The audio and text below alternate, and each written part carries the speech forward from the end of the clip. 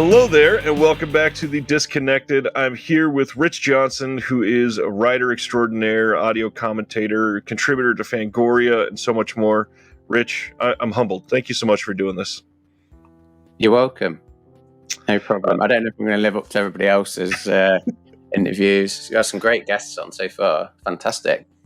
Including your wife, of course. That's true. That's true. Funny enough, I just got a comment, and I got to bring it up because of your backdrop right now. One of the comments said, you know it's going to be a good interview when there's a wall of physical media behind them, and what a beauty you got, man. Yeah, this is... I am in my study, stroke library, as my daughter calls it. This is one of two rooms, so you can see one wall at the minute, and literally this room is pretty much every wall except the window. And then I've got an archive which all the DVDs and everything go into, which is like another room, right? Which I fish out stuff, and I still use, I still watch my DVDs. It's just obviously I'm quite lucky to have that space to have everything out. So that I've been through periods of just sort of tubbing it up and shoving it in the attic, and oh, where's that film? Oh, right, okay, it's in tub number 42. I'll just grab that out. So now I just put some of the repeats in there and things that I'll probably take down to the charity shop every now and again if it's things that I've got too many of, repeats and things then. Well, and with your work, you can tell that you refer back to things because you've got like citations of, in this interview, somebody mentioned this, and a clear example of that. I think this is the most recent published, right? The newest release of The Changeling. I think it is. Yeah. I mean, I think there's been Crimes of the Future has been put back to early September, I think. But yeah, I'm pretty sure The Changeling was the last one. That was wonderful piece on George C. Scott in there, by the way. Wonderful. Oh, thank you. So you're the one person that read that. Then that's great. I do my best to read all of these booklets, and I try to encourage everybody to, because there's nuggets of wisdom that you pick up, and it really helps as you watch through all of this. Yeah, I mean, from my point of view, I love writing about film, and a lot of the time, the commissions I get, especially for that one, I was invited to contribute to that, which was amazing because it is literally one of my favorite ghost stories. And I'm never one to, even though I know about the film, I'm not complacent enough to think I'm just going to write exactly what's in my head of what I know and understand about this film. To make it interesting for myself, I like to still do some research and find a way in. But my way into that was via Philip S. Scott. He wanted a piece actually on George C. Scott, which fit for me anyway, because I've done so many pieces now for Second Sight that I'm getting into like an even more of a niche for their ghost films, which they do a lot of anyway. So you're bound to kind of come across a ghost movie, but it seems that I've done Close Encounters of the Fourth Kind with that one. I think it's the fourth ghost related one. I think I did Host, Lake Mungo. I can't remember what the other one was. And then obviously The Changeling. Yeah, George C. Scott, my God, what an actor. And that's got to help when you're writing a piece and the character at the center of it is somebody as formidable as George C. Scott. I mean, he's got interviews for days. He's got a stature that was intimidating. He's got a filmography that is beyond what many actors could even dream of. Oh, yeah. I mean, I think...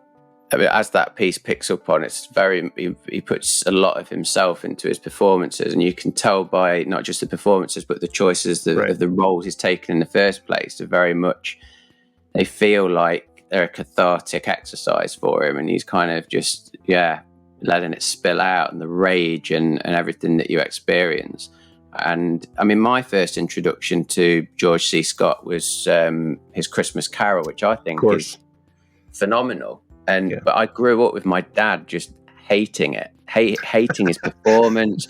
He's American. He's got an American accent. What's all that about? I was like, well, you got to see beyond that. Who's to say that, Scrooge in this instance, he was somebody that maybe settled and he came from that background, or he traveled, or he was...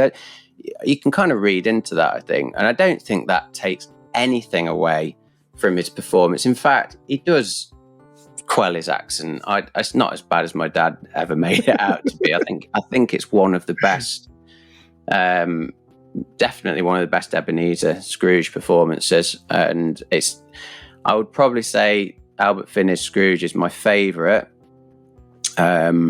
But I think that's more from a nostalgic point of view. If I'm being objective about it, I think A Christmas Carol is a better film. And then Britain got back at us with Michael Caine taking on the Muppets, obviously. Of course, yeah. That's my favorite. It's another good one. Yeah, I've always loved the Muppets. I've got a Muppet tattooed on me. That's how much I love the Muppets. Oh, Muppets, yeah. Jim Henson, yeah, absolutely. Way in a way in for me with film. I would say Jim Henson. Well, I mean, other than Second Sight, you've touched Arrow Video. You're consistently writing for Fangoria and Diabolique and a bunch of stuff that you've contributed to over the years. What was what got you started into contributing? So I worked as a graphic designer and illustrator, which is something that now has kind of dropped off because of the journalism. So I'm an educator, really. I'm in higher education and course lead at degree level. So that's really where that's where everything works for me and comes in, because everything I practice outside of my teaching for me is to inform how I am as an educator, and vice versa as well, to be honest. So I would probably say about 20 years ago, maybe early noughties, I was working as a graphic designer, and it was just as, the internet was it was booming then, and I was working for an e-commerce company, and I was discovering really what the internet was about, and how much, as everybody was, how much you could find out, and reviews and websites, and how much more easily accessible it was to be able to get your work out there, and contact magazines as well. So there was, I spoke about this on Chasing Labels, and there was a magazine called Hot Dog, which was fantastic, really good magazine. So I dabbled in it then. But what happened was I was so sucked into my graphic design, and then changing course, career direction slightly as well by going into education and still being freelancer. And then I wrote a novel as well at the same time, and so much was happening. I got married and I had a kid. So my love of film was just that. I kept it purely as something I just absorbed, and I was quite happy just to watch stuff. And then about 3 or 4 years ago, I worked on a project which I can't really say anything about at the minute because it got shelved due to some Harvey Weinstein level controversy. Some people will probably work out what film it is. It's shelved. It will see a release, but that commission came from me deciding to write a book about that particular film. And then via the links to that book, that then gave me the contacts to start contributing to Fangoria, which is probably what I guess the Fangoria pieces have been the most consistent. Right. Things like the boutique labels, even though I am on a fair few releases, there is no way I'm in the levels of like Lee Gambin and Kat Ellinger and all of the no way. I'm just scratching the surface. But it's their full-time, Kat in particular, so that's her full-time job. With me, it's like I've got other things that I really do need to focus on. So for me, it's kind of something that I'm taking a hell of a lot more seriously now. And it's nice to kind of have the work out there. So that was the route in. I dabbled in it before, and then I kind of came back to it. And I'm always using it in my lectures, and I do cinema courses as well in the evenings. So I've got my main job, and then I'll finish there, and then I'll go down to my local art house cinema, Broadway Cinema in Nottingham, and then I'll do, mainly at the minute, it's Hollywood courses, because they're the ones that I've seemed to have found a little bit of a corner on, and no one else is covering that. So I started with New Hollywood, and then I kind of moved into the 80s, and then I've gone back to like old Hollywood, and nice. And I'm doing Hollyweird soon, which I'm going to be looking at Lynchy and LA kind of vibes, and so yeah, that's kind of the path and where it's gone. Really, it's really exciting, and it's a long way to say you're good at everything. I'm going to throw that out there first of all. You are kind of great at everything you touch. Well, thank you. I don't think I am. There's a lot of things I'm not good at, like mowing the lawn. The grass needs cutting. Well, at least that's personal. You can keep that quiet. But I mean, even with the graphic design, maybe an odd compliment, but I kind of want to throw out there just so people really want to go take a look at it. Your website is probably the best website for any of these contributors. I gotta say, it works right. It looks good. It is logical on where you would navigate. It is easily the best. Oh, that's really kind. Thank you. I appreciate it so much. It's the only place now that I utilize my graphic design skills. I miss it a lot, but I've had to only in practicing, and it's the odd little thing. If somebody asks me, I'm fortunate enough to be able to turn stuff away. Somebody asked me, "Oh, could you just do me a logo?" Then yeah, I'll do a logo for them, or I'll do a little bit of design work. I mean, I love typography, and I do love illustration. I still draw with my daughter. Still got that skill set. I can sketch stuff out, and I can do all of that, but I don't show it off online. I don't do. I had a DeviantArt page for my sins. It's a terrible website now where that's going. So yeah, I had a design website, and that's all my freelance. But it's just my skills have shifted towards another one of my passions. And to be honest, probably the thing I am and have always been most passionate about is always film. Yeah, and that's it's come full circle now. And because I'm being drawn more into the media department as well at the college, I'm getting to use the TV studio and the podcast lounge and just introduce some of the students probably more so as we start the new academic year. That will probably kick up a bit, and do our own festivals at the college and use everything that I do. I want to learn something from and share. And another great thing as well at some festivals, if I can hook up with people that happen to be, I don't know, but like Amber, for instance, if you've come across Amber T, I think me and Amber, I think we're the only British contributors to Fangoria. So it's been quite nice to hook up with her at the festivals. And if there's somebody needs interviewing, it's like, well, you've not done that yet, so you go and do it and have a bit of a practice. Right. I think that comes from me being at college, and I just love to sort of have those connections and give people. It's not always about like taking control of it yourself. And, if I can take some students to, if they have the opportunity, some of the film students, if we have those links, then we can do that. There's a lot of it is about forging those links, I think, and not just for myself, but hopefully from others that may be able to benefit from that. Right. The youngsters, the youth.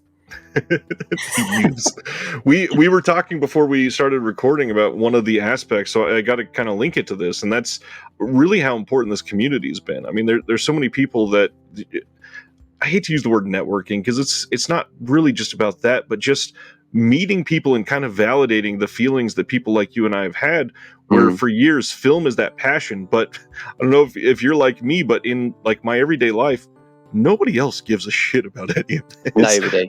No, I've grown up like that. I mean, I'm an only child, so and my mum and dad they're both very pragmatic people, and they're not creative. I mean, my mum, I think she was probably somebody who could have been an illustrator herself, but she just didn't really have that kind of guidance and the right people to say, right, you go here and you do this and this. But in terms of film, a film is just something they watch, and it's like, I watched this film last night. Yeah, it's good or it was bad. That's it. End of argument. Whereas I've grown up just being it was a reverse effect. By them not being like that, I was craving it.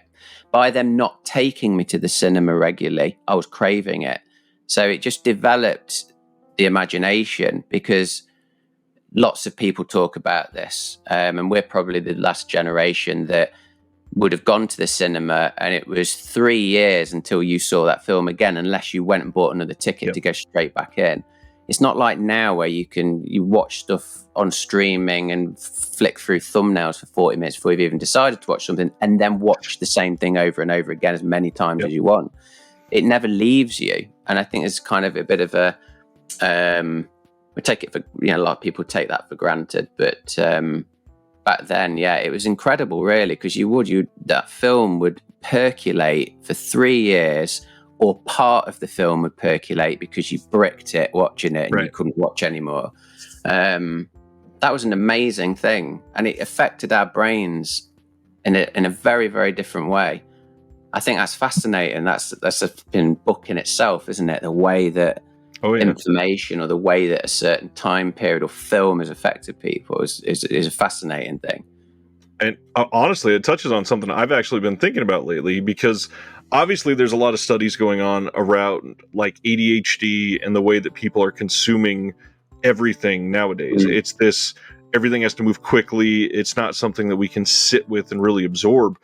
I've started to wonder, will there be genuine nostalgia for the films in this part of our generation? Because yes, you can watch it multiple times, but you're not watching it once and then dreaming about it for 3 years. I think I might be wrong, but from my point of view, I feel that nostalgia is something that rests and percolates, and has kind of, we've almost kind of had a little bit of a nostalgia overload, and probably our generation in particular is very guilty of just cherry picking all those things we've loved and smashing it together to make something like Stranger Things, which is entertaining and it's a gateway. Like, my daughter loved Stranger Things until then she started watching, or was introduced to, things like the originals, Carpenter, Spielberg, and suddenly she's gone right off it, because she now sees it as a bit of a cheat.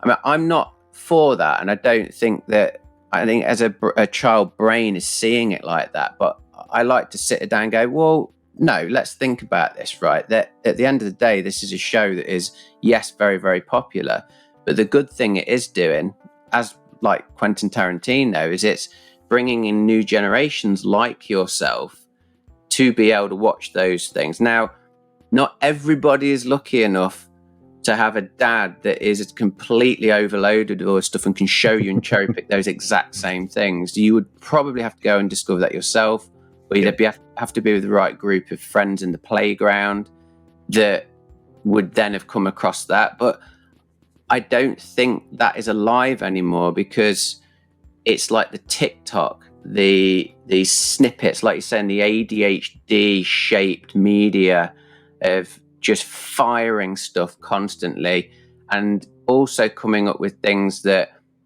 is very, very quick bursts of information, more so than ever now. Like what we're doing now, discussing film, is only going to get so many people watching it, because they'll zone out. They'll certainly zone out from me gabbing on for 5 minutes. And, it's like you do a TikTok version of this, and it's like you've got 300,000 likes or what in it. That absolutely baffles me. And I am not the sort of person to want to or feel the need, just because everyone else is doing that and going on TikTok and needing all of those likes and watches, that I would have to do that to go and make someone go and read my material or watch a film I love. I don't want to buy into that particularly. I would much rather just, I'm writing something first for me because I've loved to do it and I've been commissioned to do it. And if anybody gets to read that, if one person gets to read that George C. Scott essay and they discover George C. Scott, then I've done my work. I've done it. I've done my work. That's good enough. Well, in today's time also, even if you did fall into that trap, I don't know that those people convert to readers necessarily. Somebody that's watching a 60-second TikTok doesn't mean that they can sit down and read 12 pages about George C. Scott. No, and I think that's the thing that really does, it saddens me. I've got to be careful what I say, really, being an educator. And I think, but because I'm in there and I'm in the thick of it, and I've been in it 20 years now, I've got 20 years to measure against what I feel is pretty accurate to say that there are so many students in the classroom, and if I show them a very quick snippet of something, it will engage them. If I give them a research exercise where they have to go away and read something and then come back and write something on it, 90% of them will shut off and will not engage at that level. So that's what is already differentiating those from that are academic and those that aren't. And let's be realistic, not everybody's academic, and who wants to be? You know, not everybody wants to be academic, and that's fine. You can still learn, and there's still different ways of learning. But from my point of view, it's like the teacher hat goes on. Inside, I'm screaming. On the outside, I'm like, well, let's find a different way of doing that then. Because it absolutely shocks me to the core, but I have to like be completely professional about it still, because I've got to engage that person individually.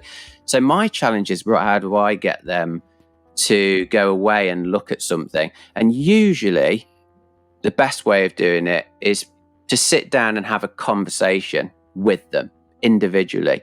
If you're able to do that, and if you've got 25, 30 students in the room, a lot more difficult. If it's at higher education, where the numbers are usually smaller on our courses anyway, you can usually sit down and engage them. I had an amazing sort of level up on a learner this year, and it was pretty inspiring actually. It was black student from one of the roughest areas of London. Real kind of proper. He had a proper story to tell, and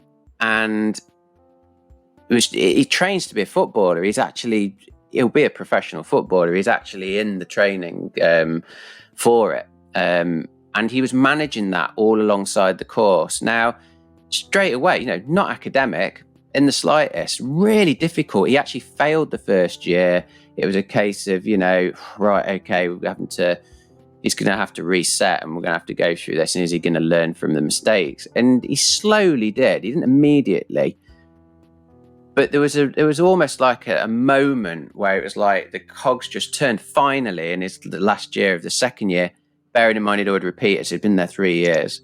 And he chose a topic of, I think he wanted to look at violence in cinema, which is a very common thing to look at. Yep. And usually I'm a little bit, unless they understand and kind of have a way into that, because normally it's like their idea of violence in cinema is so shallow, because they are just seeing the guns and the knives and the horrible things that you see on the screen, not really stepping back from seeing, where's this coming from? So anyway, started off, gave him Bonnie and Clyde, and there was a real pushback against it, because this film is ancient to somebody who is 18, 19. Ancient. The film that's 10 years old to a 16-year-old is an old movie. So there was some pushback on it, and he watched it. He watched the first 20 minutes, and you could see him like cringing and really sort of starting to whinge and complain about, this is boring. Really kind of shooting it down straight away. I left it, and I left him to it. The next week he came back and he'd watched it twice, and it blew his mind. He pushed past it, and for somebody who wasn't academic, he struggled with his writing. He managed to produce something, it wasn't like an A-class piece of writing, but it was really interesting to see where he was coming from and what he understood. And it was through having a conversation with him. Right, we've watched the film. What did you see? What was it about? Why is it a liminal moment in cinema? Why is this movie so important?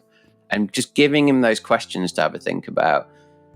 I think that's the way. But again, that doesn't work for everybody. Right. They're all individuals. And coming back to ADHD, we've come out of COVID, but the other thing that I've noticed, obviously a lot of people are noticing, is the increased epidemic of mental health and how COVID has fed into that. So before I can even have those conversations and talk to the students, all of that is already there. That the barriers and the things that you're having to push through to do with mental health. Right, a week's gone by, you've only written 2 lines of text, or you've only done 1 sketch. Is that good enough? You know, in the olden days, you'd have just been able to go, you're bone idle, really, aren't you? You're just lazy. You can't say that. There's no way you could say that. You've got to be really kind of softly, gently. Right, okay, you've only written 1 line of text. Why is that? And you have to then have this conversation about what, and then that opens up, well, this happened to me and that happened to me. And it's really difficult, because I am not a therapist or a support worker, but you're expected to be now in teaching. I would be fascinated to hear how your conversations have changed over the last 20 years, because vastly. From literally screwing stuff up, I literally used to take things off a student as an exercise, take it off them and say, look, what is it with this? I'm exaggerating, I didn't screw it up. But I would say, right, is it good enough? It's not, is it?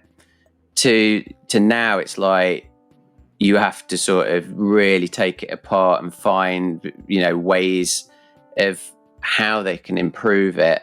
But in the olden days, 20 years ago, 10 years ago even, yes, you could be more kind of upfront and say, I'm sorry, that you're just not going to cut it. You've got to, you are going out into the real world and you are going to work. Nobody's going to employ you. It's as simple as that. And it's still that now. Inside my head, that is exactly what you should be saying. You should be able to say that. You should, because you are not preparing them for that. The softly, gently approach will work for so long until it kind of then clicks for them and they realize, right.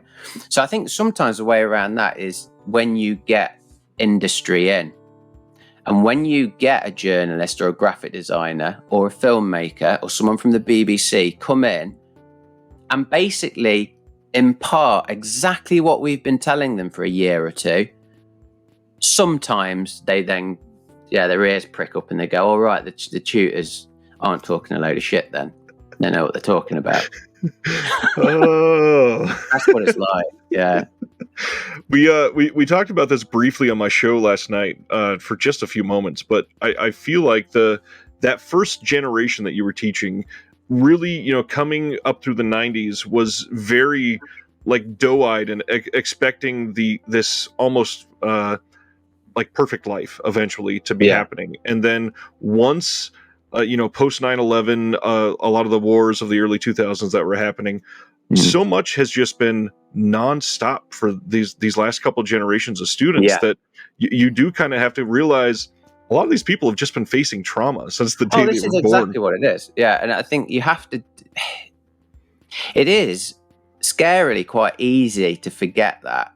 So at the forefront, you're having to think, Jesus, okay, yes, at some point they will have to start taking responsibility to complete their assignment or their work, take responsibility of the course, the things they're learning. They're having these choices given to them, they're learning, etc., etc. But you step back and you go, absolutely, none of this is their fault. They, as with all of us, we're all a product of the society we live in, the environments, the way we're brought up, all of that, before it starts getting into psychology session. But yes, post 9/11, absolutely. I also think UK-wise, I think we notice this a lot. I only taught in schools very, very briefly after I'd done my teacher training.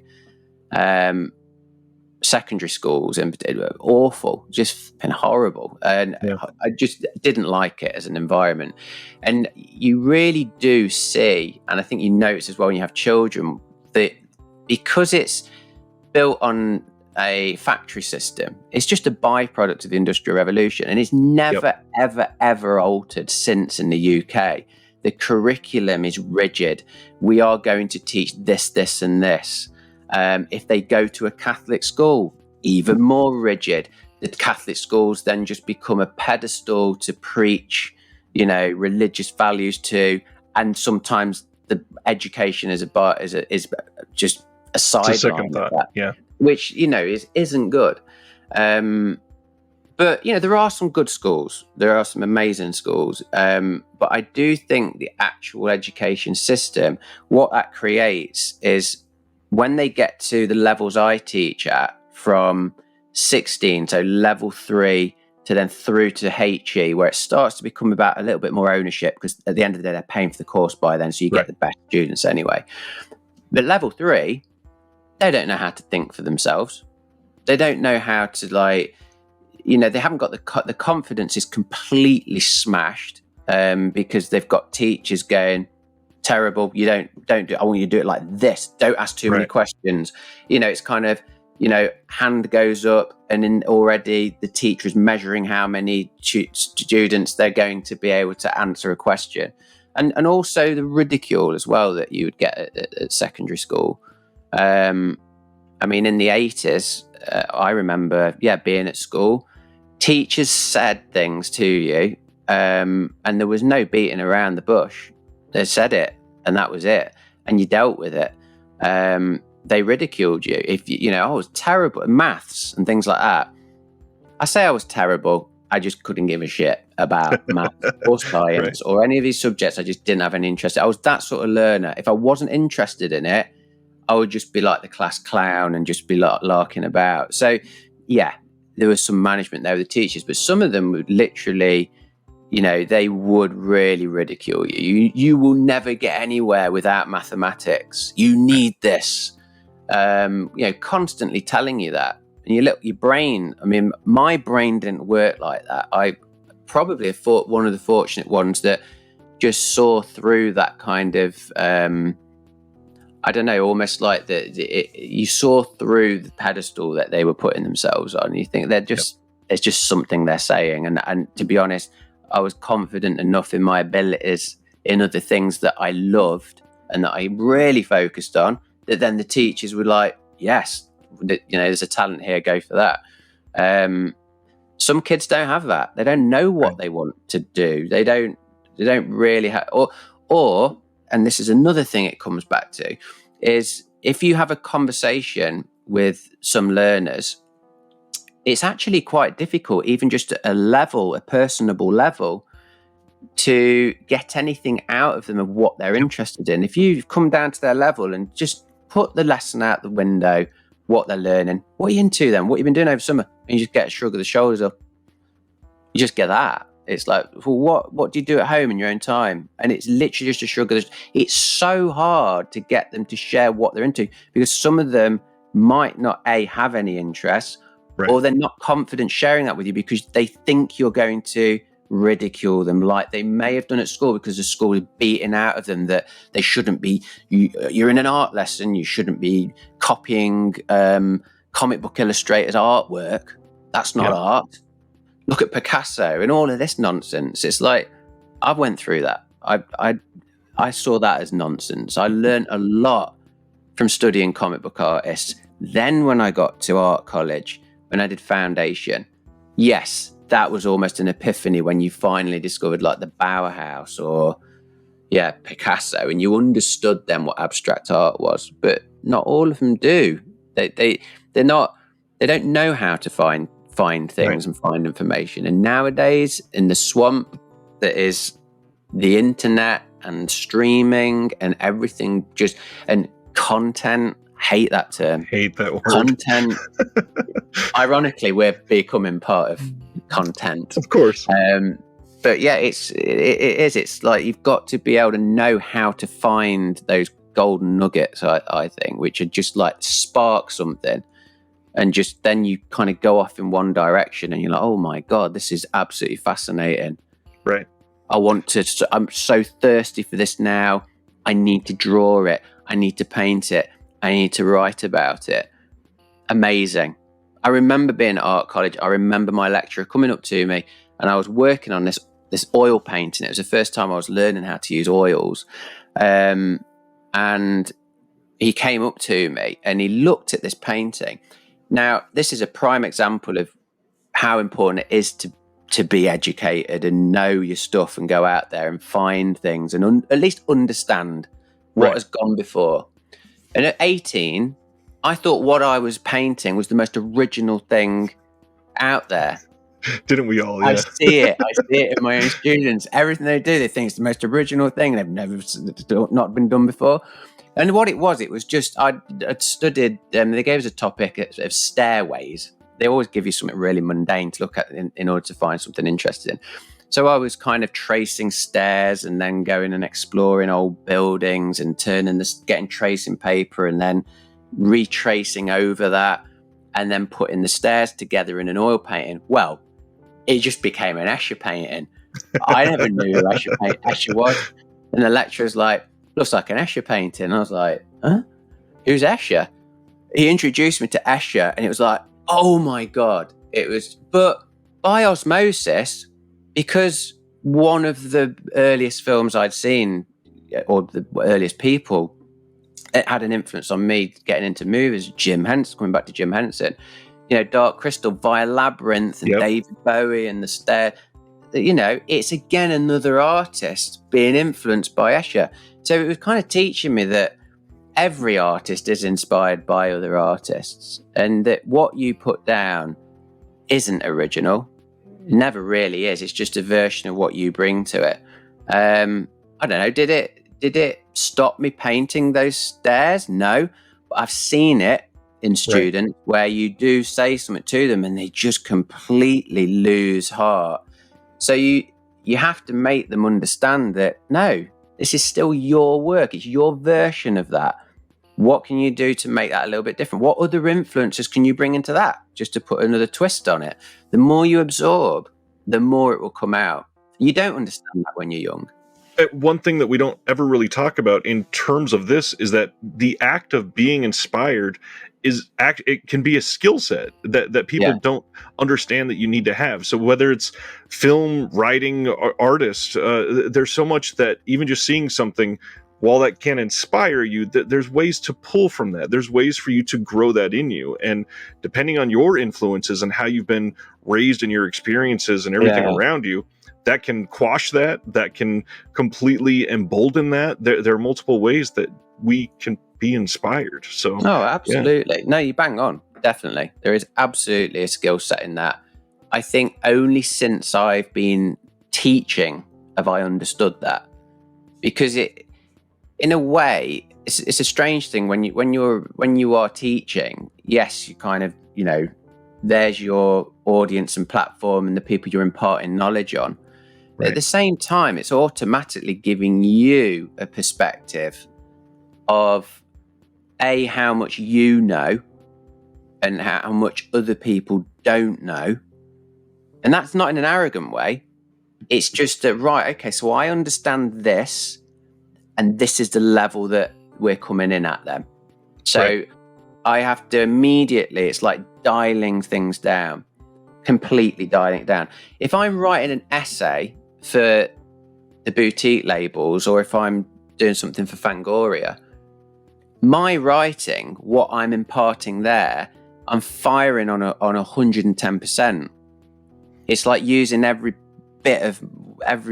part of what I know and more, and even things I'm learning as well through that writing.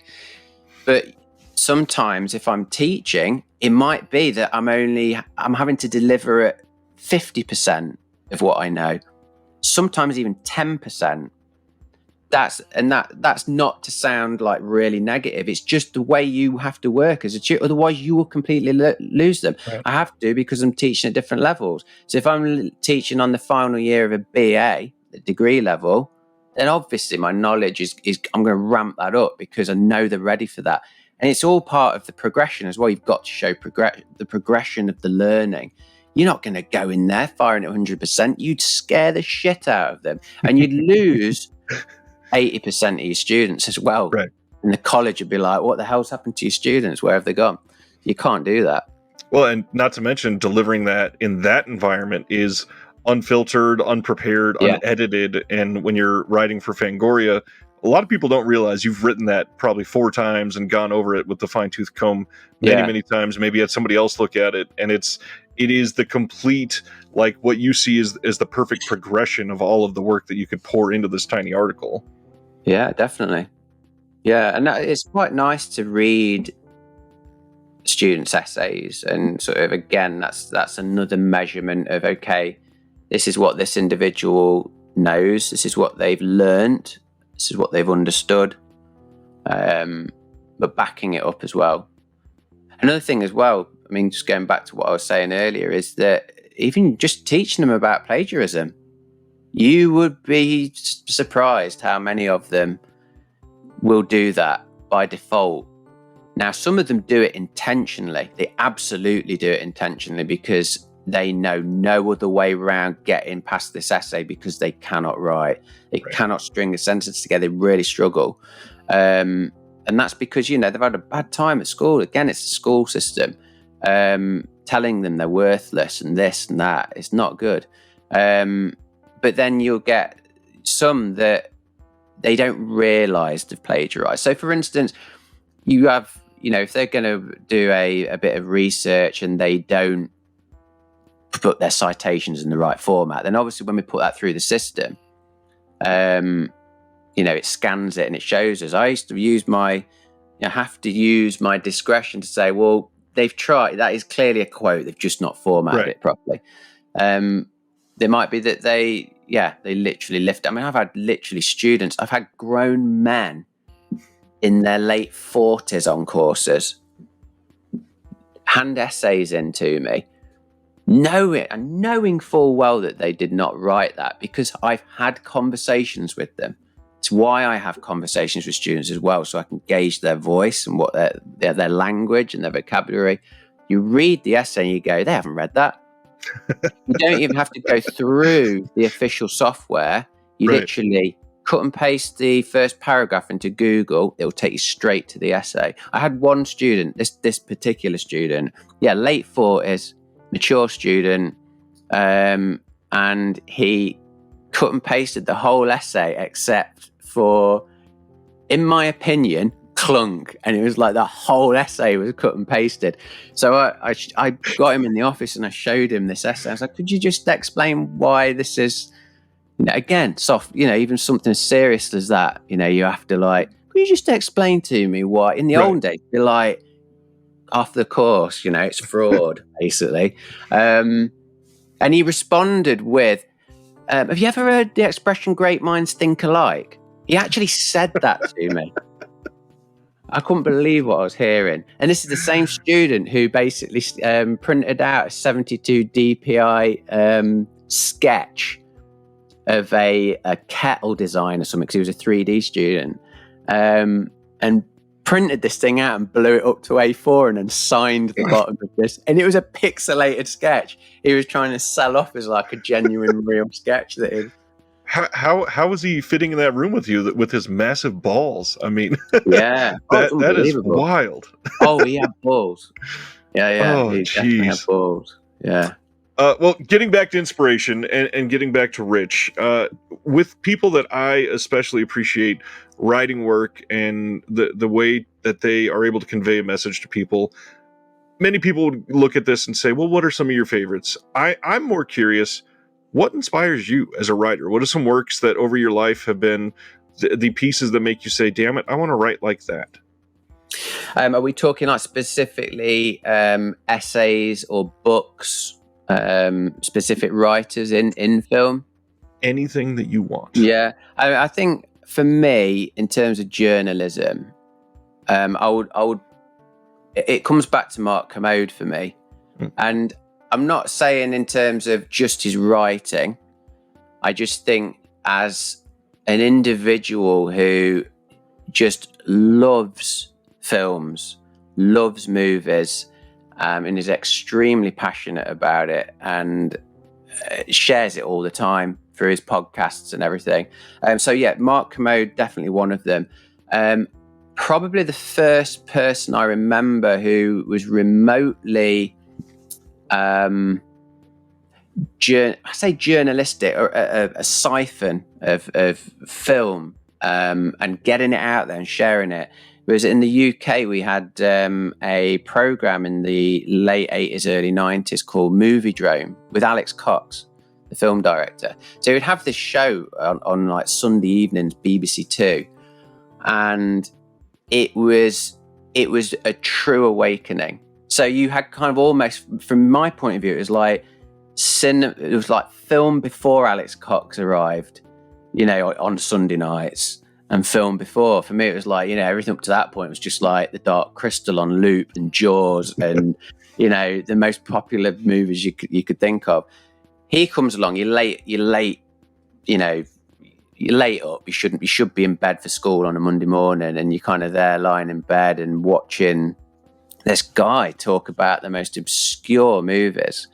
Because the great thing about Alex Cox is, he's a proper epitome of cult movies, and that's what the program was about. And then Mark Cousins took over them, who's gone on to do like Story of Film, but yeah, that definitely in terms of like presenting those films, that was a real kind of moment. And that was just around the time, I think, in fact, it wasn't that long after, probably about 2 years later when I went to art college. Like with everybody, if you do end up at art college, you're just surrounded by fellow weirdos who will just go, "Here, have you seen this?" And they'll like slip you a pirate copy of Man Bites Dog or Clerk. Yep. And again, that was another step up for me. It was like, fucking hell, what is this?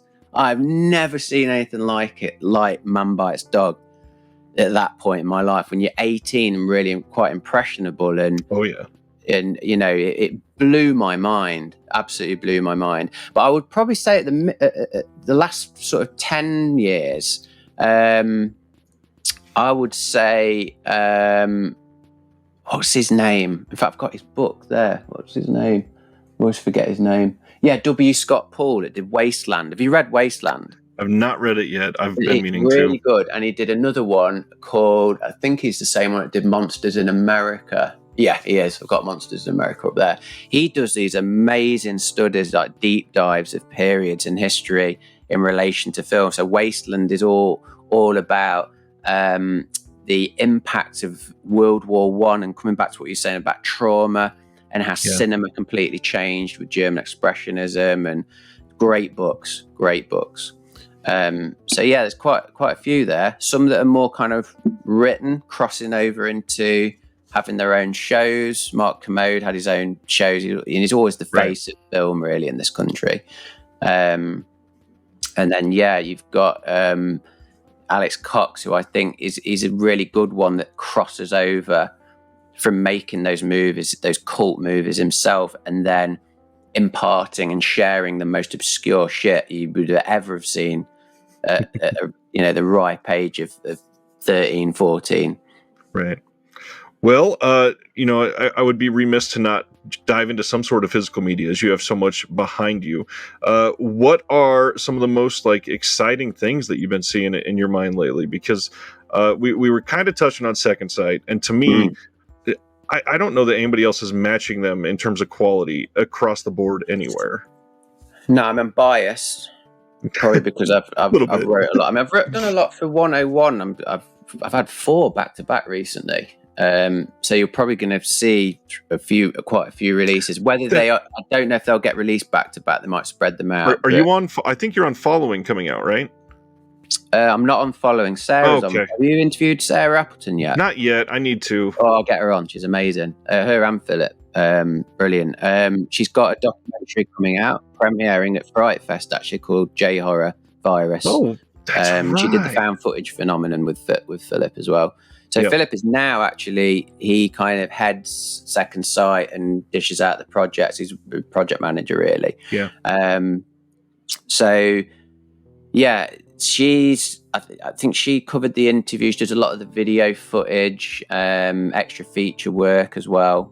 So no, I can't. All I can say is I'm doing 2 Abel Ferraras. I'm doing a Denis Villeneuve, who's my favourite favourite director at the minute. I absolutely adore Villeneuve. Nice. And I'm doing a Stephen King related release. I say related, tenuous. Very nice. Denis, I don't talk about enough on the show, because he's genuinely, I think he's shown in a very short amount of time this massive amount of growth. When you get this, his source material combined with budget, and he creates still this just intense drama and beautiful spectacles. He is one of them rare filmmakers, isn't it? I guess a little bit like Christopher Nolan, coming from Following, who is, created something. I mean, he made something that was so kind of, ad hoc and improvised, but tradition, real. And that's stuck with him, I think. And that whole play with time and everything. Villeneuve, again, he's one of those rare filmmakers who crosses over from somebody who's got such an artistic vision, like a proper auteur, who has now started to become a little bit more commercial, some would say, because of the size of the films. But even so, they're not. They're not commercial movies, because not everybody look. They're still obscure enough. Dune is still an obscure enough story and dense enough to alienate the masses. But what he's doing, he's breaking down those barriers between the art house and commercial. So it's almost like that's what Villeneuve is for me. He feels like he's the perfect crossover of somebody who understands the art of cinema and somebody that understands the spectacle of it, who is still able to channel those very, very, very quiet moments, like a Kurosawa movie, the wind blowing, and he's able to capture that. And I don't think many filmmakers now in that stratosphere on the big screen in IMAX are doing that. That's true. Christopher Nolan and him. That's the only two I can think of off the top of my head of that generation. I think he is. I mean, he is, and I'm sure everybody else has referred to this. He is the next Ridley Scott, without a shadow of a doubt. Obviously, this connection with Blade Runner, but he's then some. I mean, there is something that percolates under Villeneuve's work in terms of what he understands about fear and how he dramatizes that through the canvas of a father whose daughter goes missing, to a mother who loses their daughter, to fear is the mind killer. It's like it's amazing how he just, this is the thing I'm focused on in my movies. This is it. And then he just like builds the canvas up around that. In every genre too. That's the other thing. Every genre. Prisoners, he cross over everything. Prisoners alone, I think, is. Do you know what? I'd be hard pressed to find anything better than that in terms of a thriller. That, to me, it's certainly the best, one of the best thrillers this century. Oh yeah, it's certainly within my top 3 thrillers of all time. Thrillers are so rare. They're like a dead genre, that because they kind of get absorbed, the thriller automatically gets absorbed, I feel, into other genres. Only in the 90s, well, go further back, thrillers were more distinctive, but the 90s felt like it was like the last decade of the thriller. Like, it was a decade which had so many brilliant thrillers, and you could say they were a thriller. Like, now you look at some horror movies and you go, it's not really a horror movie, it's a thriller. I interviewed Dee Wallace the other day, and she clearly said, I don't look at Cujo as a horror movie, and she was right. It's not really a horror movie, it is a thriller. It's also a domestic drama. It's got these like King elements to it, I think. And some horrifying moments. And horrifying moments, But Prisoners, oh my God. I tell you, I could talk 3 hours on Villeneuve. He astonishes me. Absolutely. I feel like I could talk 3 hours just on Prisoners. The big thing for me is the performances that he pulls out of specifically like 5 people in that movie. They shouldn't be possible to be acting like that. I mean, Hugh Jackman, he's an amazing actor anyway. In that, I mean, you see him in something like The Fountain when he like breaks down and he's putting the ink into his finger at the ring. Is, oh my God, that is one of the most incredible moments of seeing a man fall apart I've ever seen. Then you see him in Prisoners, and it's like coming back to George C. Scott, isn't it? Yep. The rage. Like you would never think Hugh Jackman's got that in him because he's such a happy, smiley guy and the singing and dancing guy, you know. But he is incredible in Prisoners. Could be his best performance. I don't think anything comes close to me. I mean, it's pretty phenomenal. And everybody in that film, Paul Dano is just amazing in it. Gyllenhaal can do no wrong for me.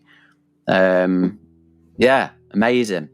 Gyllenhaal was on a tear around then because I think he was incredible in Nightcrawler too. And that was now Nightcrawler is, for me, that's in my top 3 movies this century, absolutely. And if we were talking, that's kind of another thriller as well. I always think that there's always 2 movies that really stand out to me this century. Obviously, Prisoners is one of them, but I kind of put that in the Villeneuve box. Looking at movies in general, I always come back to Nightcrawler and The Red Turtle. And it's always about them 2 movies this century for me because it's become... I'm great at 20th century cinema. The older I've got and the more I've gone into the 21st century, where... let's be honest, we're living in the future we imagined anyway. So things are almost like a lot harder to pinpoint when that film was made. Yep. Everything's a bit more foggy there, where I could go, such and such a film was made in when? 2004. I would really struggle. Whereas I can rattle off a year from 80s, 90s. I can pinpoint movies in the 20th century. But for me, Nightcrawler... which again, is like the Taxi Driver of this century, isn't it? It's the Lou Bloom vampiric kind of character that's out there doing what he shouldn't be doing, and that kind of rise as well. What a character arc! It's amazing. And then the Red Turtle, because I love my animation, I always put that on such a pedestal as well. And I use them films. Those 2 movies for me are like a benchmark. It's like every film I watch, not in a dismissive way. I can, compartmentalize it and the genres and everything, but in terms of quality and how something is made, they're the benchmarks. They're for me. And when I watch another movie, I go, oh my God. And they seem to come around every decade, don't they?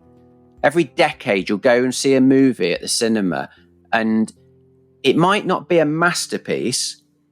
Top Gun Maverick isn't what people would call a masterpiece, but fuck me. Seeing that in the cinema was literally, it's been 10 years. 10 years since I felt like that. It's a feeling. That's what film does as well. The feeling where you have to put aside all this snobbishness about I don't watch the MCU because I'd much rather go and watch my Severin back catalogue of slashers and do you know what I mean? It's utter nonsense. You can watch the MCU and you can watch Severin catalogue and enjoy them both and enjoy them. I'm not into this kind of, although I am one of those people that has become fatigued now. I hate saying that, but I have become superhero fatigued. But I can, I don't have a problem watching the ones I enjoy still. I could put Winter Soldier on 1 minute, and then I watched, what was the last thing I watched? Infinity Pool. I mean, if you want polarizing films, then just watch anything and everything and test yourself. Yeah. I mean, I am known, people that know me personally, I have been known for being quite prudish. I have been. But I will watch certain films which will really test my prudishness. Infinity Pool in particular, we know that. But I watch things like Irreversible and all of these films. Now, I don't choose to watch them necessarily because I want to watch that film. It might be because it's a particular filmmaker that I've had to research, or I've become interested in their way of filming.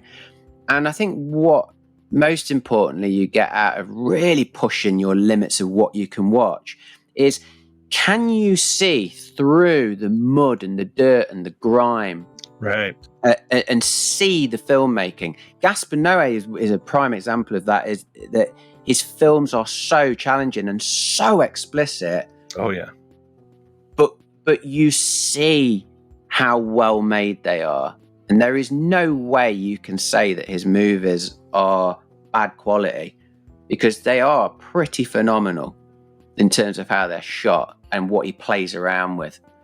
Really, really incredible. And again, seeing the journey of that filmmaker go from like a short film to, you know, an early movie, then post Irreversible, where his films go, and what he's then doing with camera work, what he's learned from that film, what he's taken into the next one, which I think is, again, coming back to Villeneuve, you can see with each movie, and he's on record as saying this, is that he's going through that movie in the same way I like when I go through my essays, in learning something and then building on that like bricks with the next film, which is, you can clearly see that journey with Villeneuve, the way his films have just become bigger and bolder, but had the same threads and themes in there, I think. Oh, absolutely. And that's the best part about looking back, especially when you get some of these boutique releases, because you can take that journey in retrospect. So with Villeneuve, you can go back and watch Enemy and see Gyllenhaal in a performance who is now put in multiple performances for Villeneuve, and see how nuanced he is in this. Quite honestly, it's a fairly simple doppelganger story, but it's overall, it's still this like almost a thriller, but it's so well done and so engaging, not just because of the performances, but it's capturing something on screen that is, so many people just would have given up on doing something so complex with it. Oh, definitely. And that is a very obscure one of his, I think. It's a very Kafkaesque kind of thing going on, a metamorphosis, and looking at the kind of the way he has that thing with, in some of his films, he'll very much explore the masculine and then he'll explore the feminine. Yep. And he's very good at that. He'll bring characters to the forefront, which I think that's why I certainly haven't got any issues at all when he starts bringing forward the female characters from the Dune novel in part 2, because if any director's going to do that and understand the marginalized female characters from the novel and bring them more to the front, he is going to nail it. And I know that Dune Part 2 is going to be incredible. I just know it is. That last trailer, I mean, I can't even remember the last time I got goosebumps watching a trailer, but that was phenomenal. But yeah, it comes back, doesn't it, to like, again, taste. Dune isn't for everybody. There's many people you'll sit down with, saw Dune, didn't get it. I didn't understand any of it. But did you enjoy it? Some people go, yeah, I enjoyed it, I appreciate it. Some will just go, no, it was terrible. So that's what I really hate, that whole snap decision thing you get a lot, which is what social media has generated, where the trolls or the people on a social media post will just go, it was shit, and that's it. It was trash. It was, I mean, come on. Like, I can understand somebody watching Dune and being completely lost and not understanding it. There's no way you can call that movie trash. Well, most people that felt that way, they didn't know going into it that it was mostly a politics story. Yeah. So it's hard to respect that sort of a response either. Nah, you can't. But this is coming from maybe people that at least the last 10 years they've been used to that kind of storytelling through Game of Thrones, which is basically Game of Thrones is just Dune. It's just a fantasy version of that. Or it's Berserk meets Dune. That takes so much from other mediums and genres. I think George R.R. Martin has just kind of just gone, yeah, I really like that manga and I like this sci-fi novel, and he's kind of just done his own thing with it. There's going back to inspiration again. Exactly. It is. Just it is. Doing absolutely. something with it. But is Game of Thrones bad because of that? No, of course it isn't. It's his own thing. Speaking of inspiration, I got to ask, because I've enjoyed your writing for quite some time. Obviously, you don't have the opportunity to write on whichever film you always choose, because nothing is always getting out, being released for rich necessarily. No. What are a handful of films that you would be like over the moon to get offered for? Any movie, even outside of cult cinema, or are we talking kind of niche? Anything. Right. Okay. So I think the one that I've mentioned before that has always been a dream, going back to Nightcrawler, without a doubt. If I ever saw a super duper release, I would absolutely love to write about that. The others are like the bigger releases. Never really, we know being in this niche corner that those huge releases don't get that sort of treatment anymore, and they certainly don't get essays. So it's always going to come back to very particular films. Nightcrawler is right up there. I mean, of course, Holy Trinity, Jaws, Blade Runner, The Thing, they are like the three films I absolutely have always obsessed over and would always sort of go back to those three. So, but saying that, what else can be written about those films? In all honesty, it's got to be a film that, and that's why it comes back to something like Nightcrawler. There is so much to write about.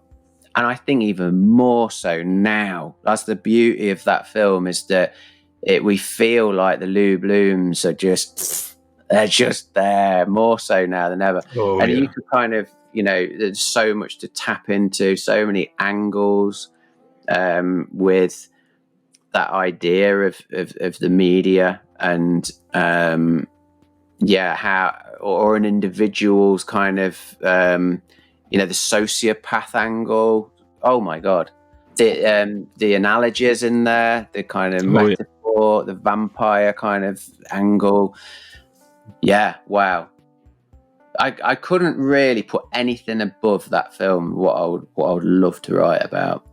So just have to be that film one. that deserves a deluxe release too. I really hope somebody does something for it.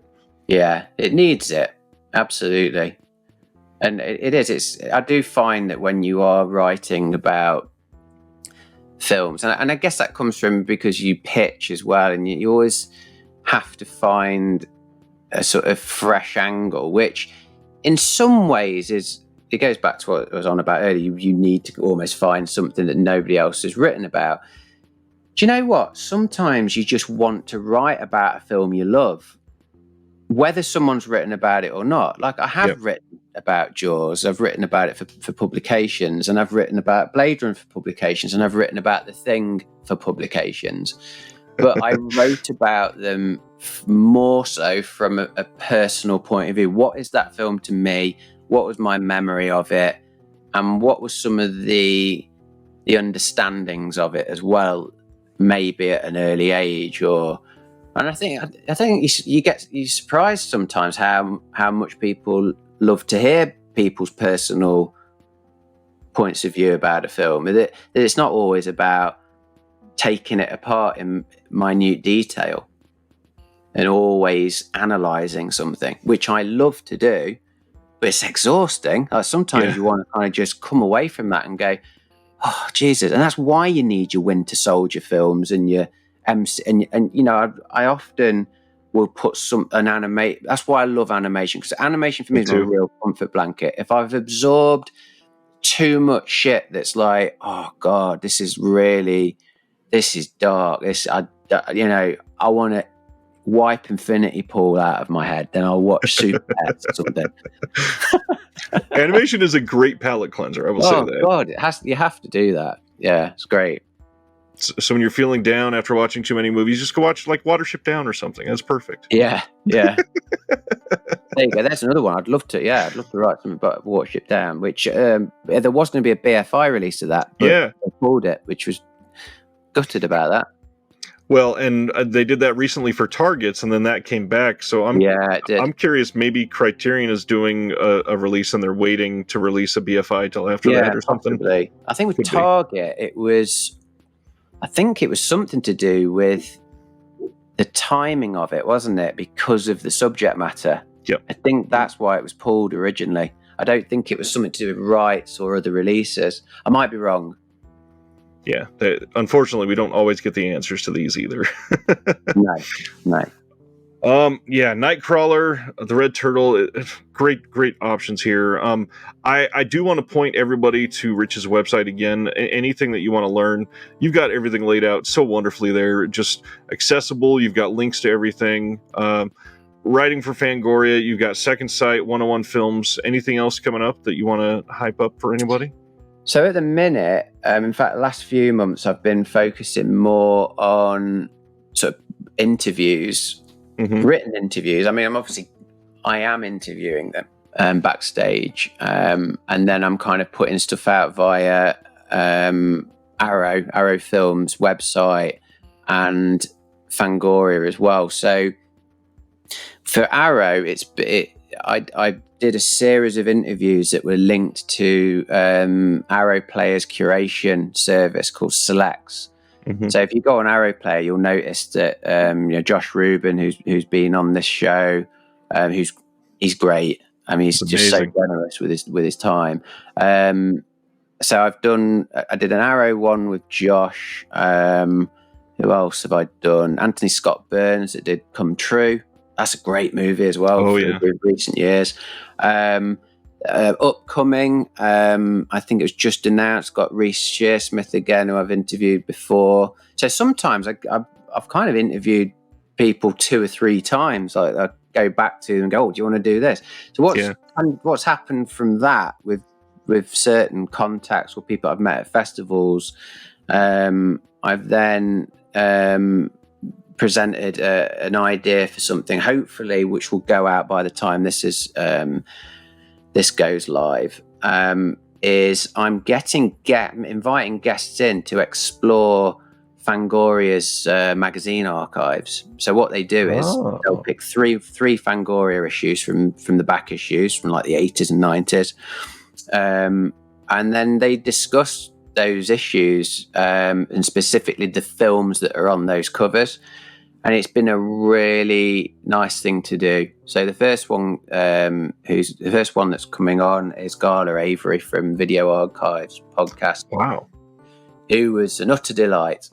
She's really really easy to chat to, very knowledgeable, as you see on listen to on the Video Archives. She's one that goes toe to toe with her dad and Quentin Tarantino on that. So she's brilliant to chat to. And then I've got Patton Oswalt as well after that. Wow. So that's what I've been focusing on is using my kind of some of my networking and the contacts I've got so far to propose and try and get people to do interviews with a bit of an angle, a bit of a twist, that so I can focus on that. And then what I'm trying to do is match up, because I tend to focus on anniversary pieces. Yeah. If there's ever an opportunity to merge those, where it'll be an anniversary piece, but it'll be an interview, like the Psycho 2 with Tom Holland. And I've got Cujo 40th with Dee Wallace as well. I tend to try and do that as well. Doesn't always work because, what's the chances of getting William Friedkin for the Exorcist 50th? I'm going to have to find another way around that.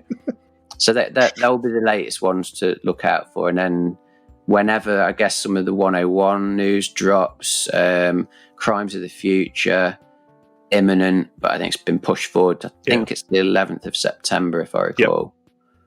Yep. So that's it. Fright Fest will be the next big thing. So if there's anybody in the UK, come and say hello. I'll be there for the 5 days. I'll be in some of the press screenings that I'm going to be trying to put out. I don't normally write reviews, but I'm taking more than advantage of it at Fright Fest because they're screeners, and I love to support independent cinema. Right. And if I get that opportunity, I've seen some absolute corkers so far. Literally fresh off the colour grade. And like send the screener over, and it's really interesting to watch. So I think 8 Eyes I've got next to watch, which is creating a little bit of buzz. And as I said, Sarah's documentary J-Horror Virus. I can't wait to see that one. Something about Asian cinema has just all encompassed me over these last few years. A lot of these boutiques giving it so much love, obviously on the martial arts side, but the horror and the drama side has finally gotten some good love and nice attention.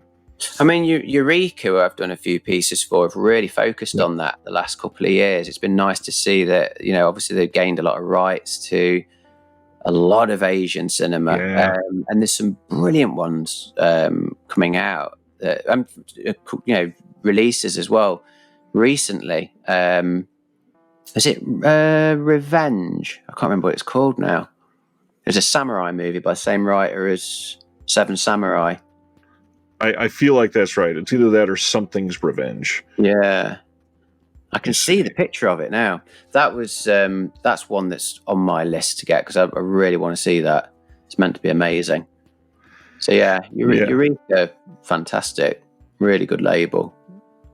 They're special too, because again, the spreading out of genres, and a lot of people have complained because Eureka's done so many martial arts films over the last couple of years, but it's not just martial arts. A lot of their stuff, it's martial arts with a comedy angle, or it's martial arts that are fully dramatic, or it's rarely just like an action fest. Yeah. Oh no, it is definitely there's a mix in there, but they still put out their silent classics and the odd noir in there. I think it's mainly come out of the rights coming to an end on certain films, so they've had to focus on getting as much of the Asian material out which they got hold of, and then there might be a period where then it will kind of revert back, and there'll be a flux of silent cinema again. But I think they're an amazing label, and there's a lot of fantastic labels out there. I was really sad to see Network on Air go into liquidation because they put out some incredible films, and do you know what, there were some movies that I remember clearly discovering through Network on Air, such as what's it called? It's called Raw Meat in America, Deathline in the UK. They put an incredible Blu-ray out of that. And it was the first time, probably about 5 years ago, first time I'd ever seen this film. Wow. And I ended up doing a 50th piece for Fangoria on it. And it's just a brilliant movie. And I'll recommend to anybody who's never seen it. It's one of the best horror movies of the 70s. And it's kind of pre-Texas Chainsaw Massacre as well, and it's got that gnarly vibe to it as well. The special effects are, fresh. They don't feel stale and dusty like a Hammer movie. It's really it feels like a real bridge between those films and then what started to come with Texas Chainsaw. Nice. And it was lovely as well. I got a random message, like a DM message via Twitter, I think. And it was from the director. Like he'd read this piece, and I was like, "It's a joke." And it was actually him. Nice. That's gotta be validating. Amazing film. I can't recommend it enough. It's quite very much overlooked, I think. Did you manage to pick that up? I did not. I think I only have like 3 network releases. Have you got Deathline Raw Meat at all on any other foot? Right, absolutely put that right at the top of your list. If you can hunt it down, consider it purchased. If you can get the network version, because it's great, and it's the restoration of it It just looks incredible, and it's great because it's got Donald Pleasance in it, and it's always good. Yeah, a little bit hammy in it, but it sort of fits with the film. And there's a bit that's pre-American Werewolf in London. I don't want to spoil it for people, but you watch it and you go, surely to God, John Landis watched this film. And there's a specific moment you just go, oh my God, it's exactly like it. We've been sort of speculating about the network thing a little bit, and obviously you're not going to have major answers or anything like that. But any insider ideas that do you think anybody would pick up a lot of the rights that network had? Because a lot of the films they released, no one else has released them anywhere else. Well, they had a niche in the British television angle. They released Captain Scarlet and Robin of Sherwood, which is arguably the greatest Robin Hood adaptation. So I think I haven't heard anything personally, but I think it's whichever label sees that they probably want to have that catalogue, because that's what network really owned, I think. Right. I think personally they are a really good fit to have as something to be absorbed into Second Sight, because you are getting some labels now. Radiance are very big on bringing over like Fun City editions. That they become Radiance are not just becoming this selfish brand, they're becoming like this umbrella to bring in other labels that they can distribute and get out there, which, Jesus, I can't keep up with Radiance. I cannot get over what Fran is doing over there. It's unbelievable what he's putting out, like one thing after the other. So if a label such as Second Sight do a similar thing, because at the end of the day, there's still that catalogue there, that if nobody buys it up, it's just going to fall by the wayside and just become eBay scalpers. Yep. Just kind of having this stuff, and then just because it's deleted or a label's gone into liquidation, the prices are going to go through the roof. And I think it'd be a shame if that happens. So I think, somebody definitely needs to do something with it, because it's just incredible stuff they've got. Really good. Well, I'd love to give you back your evening. Thank you for all of this time so far. This has been astonishing. The journey through teaching and inspiration, and a lot of just the obscure parts of this conversation. I don't see having that conversation with many other people. So thank you. You're welcome. No, it's been great. It's good to chat. Who doesn't like to chat about movies? Right. And I don't get a chance to talk about Nightcrawler very often, or Denis Villeneuve. I mean, it's amazing. It's an episode in itself. I am noticing the more people I'm interviewing in the industry as well, is they're more than happy just to talk about films. They love films. That's why they are in the industry, not just because they want to make them, but they love movies, and they love to talk about them. And that they're fans first and foremost, and it's lovely to see that. Some of these interviews I've done, I kind of wish I did have my own YouTube or my own podcast, but there's not enough time in the day for me. I have to just find a particular focus, because some of them you listen to and you just go, "Oh my God, this is gold dust. This is a podcast episode. It's so funny." Like Patton Oswalt, as you can imagine. Yeah. We disappeared down. I had to edit it out of what I was writing because it wasn't relevant. But we disappeared down a Tom Cruise rabbit hole, and it was just amazing. And we were talking about, separating him, the Scientologist from the filmmaker, and the way he was responding to it was, oh my God, it was just amazing, absolutely amazing. It'd be a sort of thing if I had a Patreon. I'd be like, I'll put it on a Patreon account or something. But amazing, really. That's great. Incredible. I love Patton. Anyways, for everybody else that watches and listen, please go check out the links in the description below. Rich is getting to be prolific and in lots of different places, so make sure that you stay up on it because, man, high quality all across the board. So thank you for all of that. Oh, thanks, Ryan. And thanks for your support as well. It's lovely to hear feedback and, people are actually reading the essays. Absolutely. Well, we're going to have to do this again eventually. So thanks for... Yeah, anytime. Yep, you know where to find me.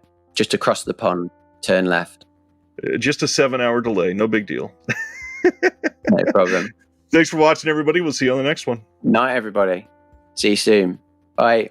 Thank you for watching The Disconnected. On the way out, make sure that you are subscribed to the channel, that you've liked the video, and that you've copied the link to be able to share with someone else that may appreciate this.